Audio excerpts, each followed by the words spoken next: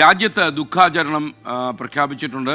India പ്രതിനിധി സംഘത്തെ അയക്കുകയും ചെയ്യും. കൂടുതൽ വിവരങ്ങളുമായി ഡൽഹിയിൽ നിന്നും ബൽറാം നെടുങ്ങാടി ചേരുകയാണ്. Balram, good morning. ബൽറാം, ഏത് രീതിയിലുള്ള പ്രതിനിധി സംഘമായിരിക്കും ഉണ്ടാവുക? അതിൻ്റെ വിശദാംശങ്ങളൊക്കെ വിദേശ മന്ത്രാലയത്തിന് ലഭിച്ചോ? Very good morning SKN. Francis മാർപ്പാപ്പയുടെ വിയോഗത്തിന്റെ ദുഃഖത്തിലാണ് ലോകവും രാജ്യവും. ഇന്ത്യ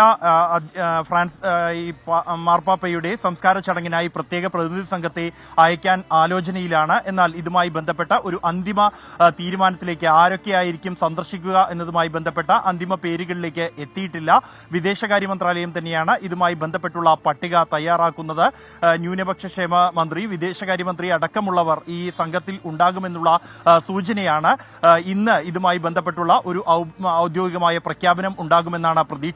അതേസമയം രാജ്യത്ത് 3 ദിവസത്തെ ഔദ്യോഗിക ദുഃഖാചരണം പ്രഖ്യാപിച്ചിട്ടുണ്ട് കേന്ദ്ര ആഭ്യന്തര മന്ത്രാലയം. ഇന്നലെ വൈകിട്ടോടുകൂടിയാണ് ഈ ഔദ്യോഗിക ദുഃഖാചരണം പ്രഖ്യാപിച്ചത്.